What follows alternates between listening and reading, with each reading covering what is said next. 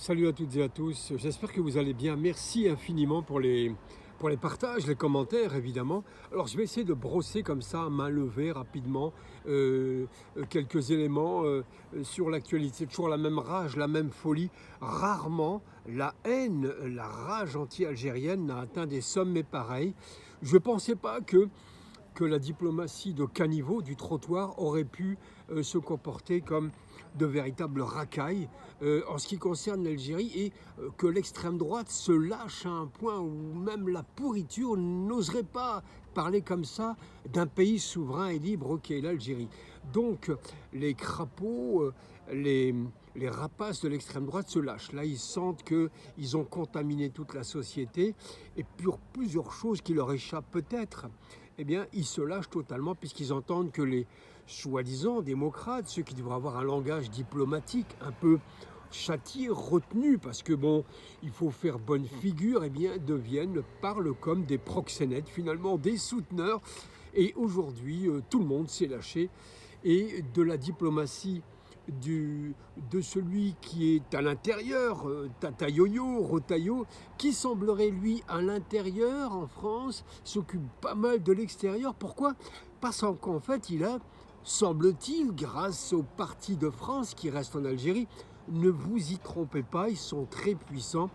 C'est d'ailleurs pour ça, une fois, j'ai cru entendre le président Tebboune qui avait dit Gelbi Oulino Mhammar, mon cœur est plein.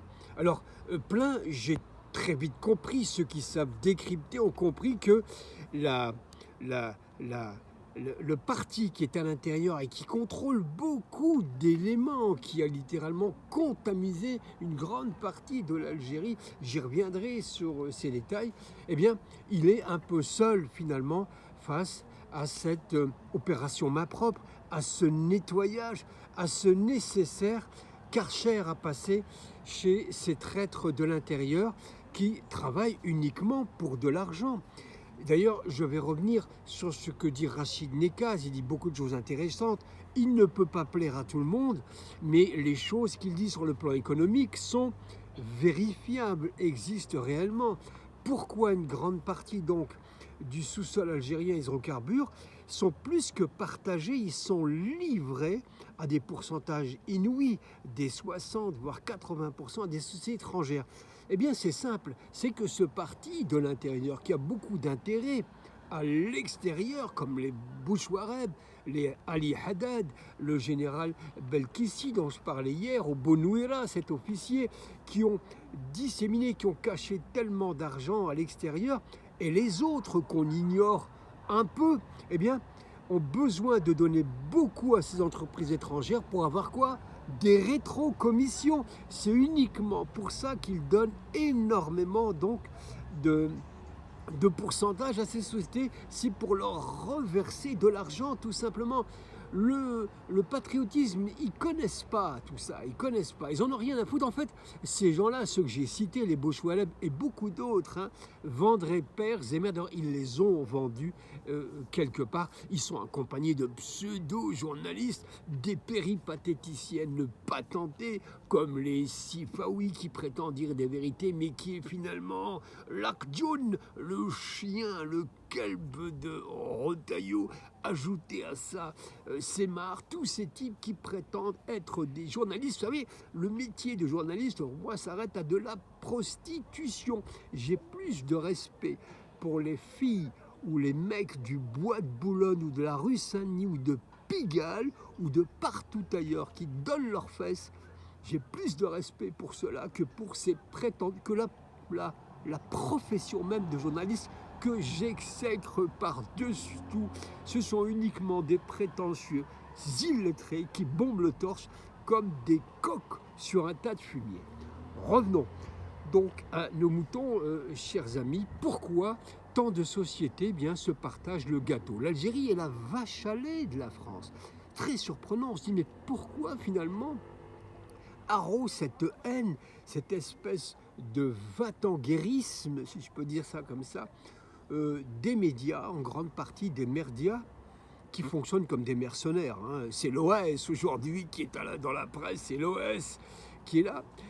avec eh bien, les supplétifs de service que j'ai nommés, prétextant des écrivains, de la liberté d'expression, enfin tout ce qu'on peut nous raconter depuis la nuit des temps et qui ne trompe personne, eh bien, pourquoi l'Algérie, qui est quand même une grande partie la vache à lait de pas mal d'entreprises dans le monde et en France, pourquoi cette espèce d'hystérie? Eh bien, il semblerait que Tebboune, malgré l'opposition féroce qui est encore à l'intérieur, vous savez, tout ce gouvernement qui est en prison a encore des relais à l'extérieur. Et l'extérieur cherche à les faire sortir pour continuer le festin.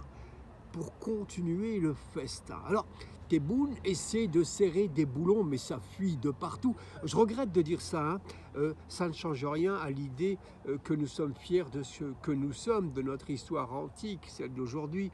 D'ailleurs, je pense que nous la connaissons très très mal. J'aimerais y apporter parfois quelques lumières comme ça, quelques points de vue. Pardon. C'est notre histoire ancienne dont j'ai déjà parlé, mais l'histoire aussi des années 60, 70, 80 qu'on ignore beaucoup. Elle était très très dense, l'histoire de l'Algérie, surtout du temps de Boumediene. Il y avait énormément de diplomatie, de résistance, de muscles dans la position politique et diplomatique algérienne, très africaine d'ailleurs, très centrée sur l'Afrique, arabe. Un petit peu, j'ai jamais eu confiance en vérité aux pays arabes. Hein. Voilà, ce sont des traîtres par essence. Je parle des dirigeants, hein. Je parle des dirigeants, pas des peuples qui sont effectivement respectables et qui ont montré des grandes choses. Un exemple, un moment où le prétendu maréchal égyptien, la Néfertiti, la Cléopâtre ratée, qui fait taper des gens dans la caravane pour Gaza, qui fait frapper, qui choisit beaucoup d'Algériens, du reste il y a une haine comme ça. Donc l'impératrice ici, qui elle est détestable, qui mériterait bien de passer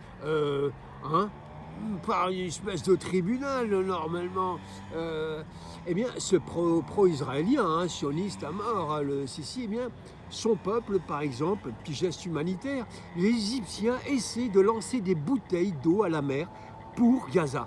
Ça paraît rien, ça paraît dérisoire, mais ça montre aussi la grandeur du peuple aussi égyptien, qui ne mériterait pas d'avoir une ordure comme ça à sa tête. Ce peuple lance, pas tous, mais lance des bouteilles à la mer avec de la nourriture en espérant que ça vienne sur les rivages de Gaza. Je veux retenir ça de l'Égypte. Je veux retenir Nasser. Pas totalement, pas tout Nasser, mais une partie de Nasser. Je veux bien sûr retenir Naguib Mahfouz. Je veux surtout retenir aussi Halal Aswani, l'immense écrivain égyptien, qui lui est interdit aussi de rentrer chez lui. Bref, je ne veux pas mettre tous les pays arabes dedans.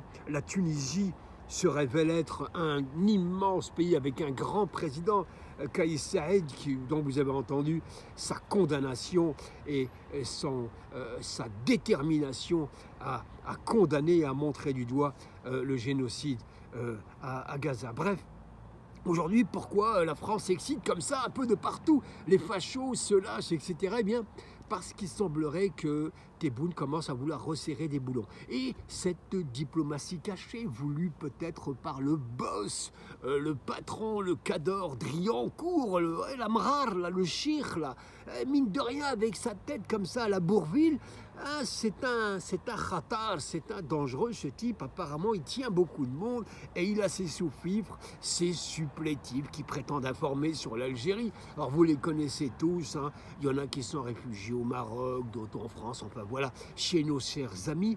Eh bien, cette diplomatie-là ne veut pas que l'Algérie remue une seule oreille. Et aujourd'hui se joue un bras de fer énorme parce qu'il est question finalement de l'avenir de l'Algérie, parce que l'argent c'est le nerf de la guerre et les Algériens attendent beaucoup de Tebboune, de Hami Tebboune comme on l'appelle, mais il a énormément de bâtons dans les roues, ça on ne le voit pas, il ne peut pas le dire, mais quand il dit Galbi Mahammar, il dit beaucoup de choses finalement. Je regrette qu'il n'y ait pas plus de débats musclés en Algérie pour que ça sorte et qu'on dise, oui, il y a des réticences, oui, il y a des mecs qui bouffent à les râteliers qui sont là, qui ont des relais extérieurs. Pas qu'en France, vous savez, les relais sont partout de ces mecs-là. Ils sont dans le monde entier, leur argent est placé partout. Et je parle de ces fils de rien, les fils de chiens ou les enfants de salauds qui crachent sur leur pays de l'étranger. Et ils ont des ramifications vers les maquistes aussi, les macaques, les singes du Mac, de Mhini, qui est d'ailleurs payée comme une péripatéticienne, comme une fille de Pigalle, ce chef du MAC, qui touche, et là, il n'y a pas eu de démenti, mais Salim Laibi, le libre penseur, l'a affirmé, ce MAC touche 200 000 dollars ou euros par mois de la part de Tata M6. Tata M6, elle touche 200 000 euros. Alors, je ne sais pas ce qu'il fait avec. Enfin, je veux parler de l'argent, hein. Je veux parler de ce qu'il fait avec Tata M6, encore que ça ne me regarde pas. Ces gens-là sont achetés, sont vendus, sont jetés. Alors, c'est une partie de l'honneur des Algériens, quand même, de ceux qui sont dans le MAC, qui pensent que si. Je pense aussi à ce journaliste retenu, M. Glaise, qui a été condamné à 7 ans et qui aurait fricoté avec l'un des responsables du club de la JSK, qui serait proche du MAC. Alors, je ne sais pas ce que cet entraîneur fait, ce qu'il veut, il est libre, hein, mais je ne vois pas ce qu'on peut inculquer normalement à une jeunesse algérienne, celle de la JSK, autre que des valeurs sportives et d'unité. Mais alors peut-être que cet homme leur inculque des saletés qu'il mettrait dans le cerveau, peut-être veut-il en faire aussi des adhérents pour le MAC. Je trouve ça très très dangereux, mais l'Algérie laisse faire parce qu'elle ne veut pas passer aussi pour un pays sectaire qui interdit à tout le monde de penser. Mais quand on a criminalisé le MAC et quand il y a des adhérents à l'intérieur, pour moi c'est des ennemis de l'intérieur, il faut s'en méfier terriblement. Voilà, je voulais faire un petit tableau de tout ça. Je voulais vous dire 2 mots aussi sur des hommes qu'on doit respecter. Je pense à Mohamed Belwouzdad, que vous connaissez, qui a grandi dans le quartier de Bellecour. Belwouzdad, ce jeune homme est né là. Alors c'était un grand résistant, hein. Quand il va rentrer dans la résistance algérienne, à l'âge de 23 ans, ce sera un chef, hein. Il sera un des organisateurs de l'organisation spéciale, qui est un des premiers commandements militaires de ce qui sera la résistance algérienne. Eh bien, Mohamed Belwouzdad va s'appeler Si Mas'oud. Et ce type est extraordinaire de courage, de détermination. Et sa famille va subir les répercussions de son engagement. Son frère, je crois, Sahnoun, va mourir en prison. Sa mère sera tracassée. Et il va se barrer du côté de Constantine, je crois, pour organiser la résistance. Il va aussi participer, parce que c'est un intellectuel, Mohamed Belwouzdad. Il va aussi travailler à la création du journal El Watan, parce qu'il pense que l'information et la réflexion permet aussi de faire avancer les choses. Il va monter en grade, officier, commandant. Il va aussi développer aussi les structures de l'OS du côté de Chlef, Oran, et Annaba, je crois également. Et très très vite, cet homme va choisir des hommes importants pour être des cadres. Il va choisir des hommes comme Ben Bella, comme Mohamed Boudiaf et le grand Hossein Ait Ahmed. Et hélas pour nous, Belwouzdad va être malade de la tuberculose. En 1948, il commence à être très très faible. Et vers les années 1950, il passe le relais à Hossein Ait Ahmed, et Belwouzdad va nous quitter en 52. Il n'a que quasiment 28 ans. Vous imaginez le parcours de cet homme de 20 à 28 ans. Je dis ça pour les jeunes générations qui passent leur temps sur Skyrock ou à TikToker pour trouver des poufias. Leur vie s'arrête là. Réveillez-vous! Il y avait des hommes, des types qui avaient une conscience d'homme de 80 ans à 20 ans. Si vous allez aujourd'hui rouler des mécaniques sur les plages d'Algérie librement, c'est grâce à ces gars de 20 ans qui ont une conscience d'homme, finalement, d'une maturité incroyable, exemplaire. Un autre exemple, Ali Souayi, par exemple, de Khenchela, le grand Chaoui aussi, qui lui, très très vite, issu d'une famille de 16 enfants, très pauvre, eh bien très très vite il prend conscience de l'urgence d'agir. Et il va, un petit peu comme Mohamed Belwouzdad, brûler les étapes. C'est un homme d'une grande énergie physique, une grande virilité intellectuelle. Et Ali Souayi va effectivement s'engager dans tous les combats. Il va organiser des hommes, des femmes. Il va aussi prendre le maquis du côté de Khenchela, du côté des forêts de Khenchela. Un type brillant, je ne peux pas vous faire tout le détail de ce qu'il a, mais il va porter les armes jusqu'au bout. Et il va tomber quasiment à la veille de l'indépendance, comme l'immense Mouloud Faraoun. Bon, Mouloud Faraoun meurt le stylo à la main, parce que le stylo, l'écriture, c'est aussi une conscience. Lui, Ali Souayi, meurt les armes à la main du côté, dans la bataille d'Aman Ahmed de Ounsir. du côté donc de Khenchela, il va tomber les armes à la main et on nous dit que même blessé au genou, il tombe par terre, il ne lâche pas sa mitraillette et il continue à se battre jusqu'au bout. C'est ça les hommes qui vous ont permis. Et d'autres, évidemment, là je résume.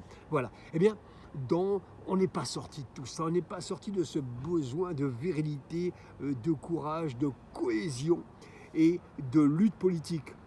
Politique, hein, la lutte, elle n'est pas de violence, mais ici aussi, il faut quand même prendre conscience de tout ça, quoi, de ces crachats, de ce vomi au quotidien sur l'Algérie, tout ça est une question de pépette, hein, c'est quand même le nerf de la guerre. Et vous devez comprendre pourquoi ça crache beaucoup, ça menace. Il y a des guerres diplomatiques qui sont menées, ça et là. L'Algérie a retiré complètement ses relations. Enfin, plus d'ambassadeurs algériens à Paris, plus d'ambassadeurs français là-bas. C'est le bisbis, c'est beaucoup d'embrouilles, mais sachez que Tebboune est bien seul et qu'il est entouré par des chacals. Je reconnais qu'il y a encore des hommes d'une très grande qualité et de femmes aussi, comme par exemple l'avocate qui a défendu la victime de Daoud, Daoud aussi qui se la pète régulièrement crachant sur l'Algérie avec son collègue Sifawi. Je n'oublie pas non plus effectivement le prétexte sansalien, la sansalité aiguë qui habite toute la France, le français sansal. On n'arrête plus de faire les éloges, on n'a pas fait des éloges pareils, même pour Balzac, Victor Hugo, ou même pour Jean d'Ormesson, vous vous rendez pas compte, les éloges, quand la politique, quand la bassesse politicienne s'en met, on se met à prendre les Français, l'opinion pour des gros nazes, pour que ça se réveille un peu là-dedans. Réveillez-vous en tous les cas, soyez conscients. Merci de suivre ces petites vidéos que j'ai fait comme ça à l'arrache ce soir. Je vous remercie, je vous salue et puis à très bientôt.